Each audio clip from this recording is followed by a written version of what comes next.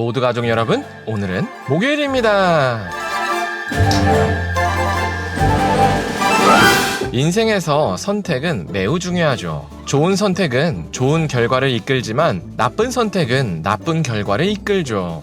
그렇다면 어떻게 해야 실패 없는 선택을 할 수 있을까요? 그 답이 바로 오늘 본문에 있어요. 그래서 오늘 묵상을 잘 들어보시면 반드시 성공하는 선택을 하는 방법을 아실 수 있을 거예요. 그러면 오늘도 묵상에 잘 참여해 주시고요. 꼭 댓글로 무엇을 느꼈는지를 나눠주세요. 그리고 이 묵상을 나눴으면 하는 사람에게 공유해 주시고요. 오늘도 좋아요와 구독 잊지 말아주세요. 아셨죠? 그러면 오늘 본문인 역대하 25장 두 번째 파트 듣고 올게요.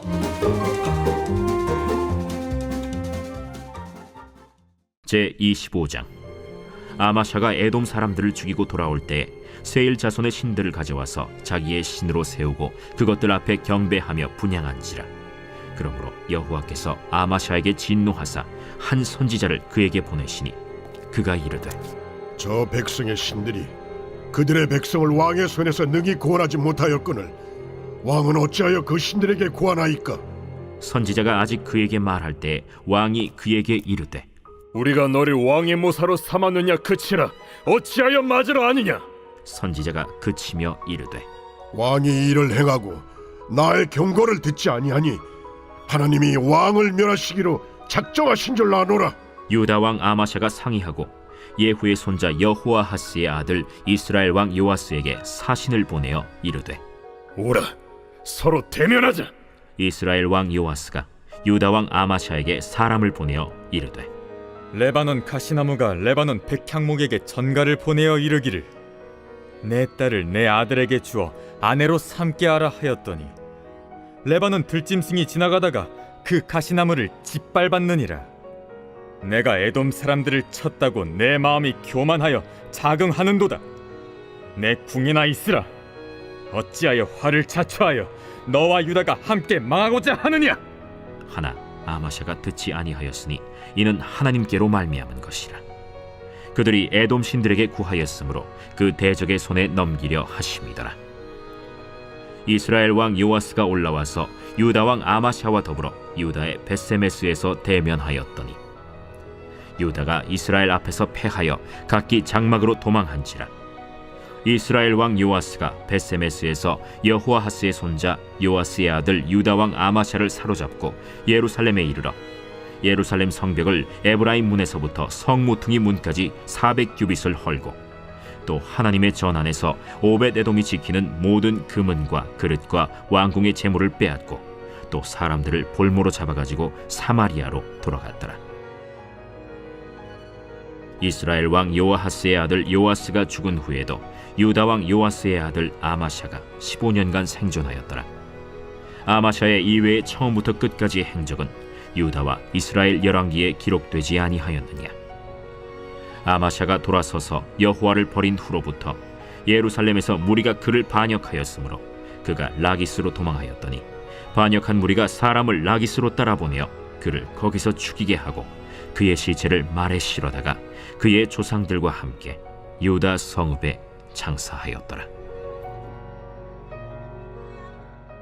남유다 왕 아마사는 에돔 사람을 물리치고 남유다로 돌아왔습니다. 그리고 아마샤는 에돔 사람의 우상들을 가지고 왔습니다. 그런데 사실 아마샤가 에돔 우상을 들고 온 일은 매우 이례적인 일이었습니다. 왜냐하면 당시 전쟁은 각 나라들의 신들이 싸우는 것으로 인식됐기 때문입니다. 그래서 승전국의 사람들이 패전국의 신을 가져온다는 것은 매우 이례적인 일이었습니다. 그런데도 아마샤는 에돔 우상을 가져와서 의지했습니다. 그 이유는 아마샤가 자신이 정한 일에 사사건건 간섭하는 하나님이 싫었기 때문이었습니다. 그래서 아마샤는 자신에게 간섭하는 하나님을 버렸습니다. 그리고 아무런 능력이 없을지라도 자신에게 간섭하지 않는 에돔 우상을 의지했습니다. 그러자 하나님께서 노하셨습니다. 그래서 한 선지자를 아마샤에게 보내서 왜 에돔 사람들도 지켜주지 못하는 무능한 에돔의 우상을 의지하냐며 책망하셨습니다.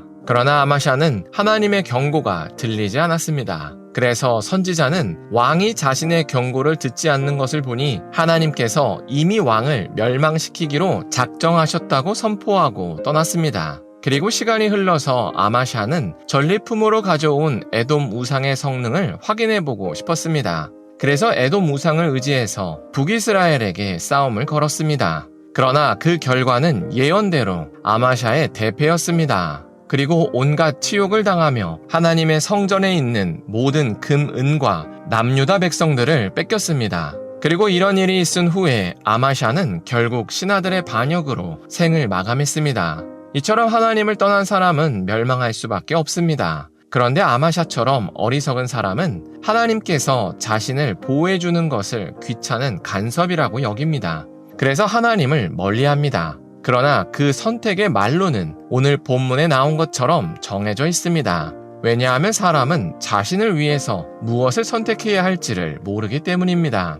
그래서 우리는 우리가 우리 인생을 구원할 수 없다는 사실을 인정해야 합니다. 그런데 사람은 자신이 원하는 대로만 하면 좋을 것이라고 착각합니다. 그래서 우리는 우리를 위해서 무언가를 선택합니다. 그러면 꼭 사고가 터집니다. 그래서 우리가 바르게 하나님과 교제하려면 어떤 선택을 하기 전에 처음부터 하나님의 뜻을 여쭤봐야 합니다. 그래야 아마샤가 북이스라엘 용병을 고용했다가 다시 물려야 했던 것과 같은 상황이 발생하지 않습니다. 그런데 가끔 어떤 사람은 하나님께 물어보면 하지 말라고 할 것 같아서 묻지 않는다고 하는 사람도 있습니다. 그러나 하나님은 무조건 우리의 바짓가랑이를 붙잡는 분이 아닙니다. 오히려 우리를 살리시는 분입니다. 그래서 하나님은 자신의 친아들인 예수님조차 십자가에서 희생하셨습니다. 그러니 우리는 미리미리 무엇을 선택하기 전에 하나님께 물어봐야 합니다. 그래서 우리가 오늘 하루를 살 때 무엇을 결정하기 전에 무조건 하나님의 뜻을 먼저 물어봤으면 좋겠습니다.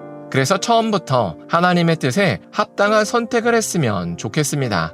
기도하겠습니다. 사랑의 하나님, 아마샤가 하나님을 버리고 에돔 우상을 선택해서 망한 것을 나눴습니다. 이처럼 우리는 우리에게 무엇이 필요한지조차 모른다고 고백합니다. 그래서 우리가 무엇을 결정하기 전에 무조건 하나님의 뜻을 먼저 물어볼 수 있게 하여 주시옵소서.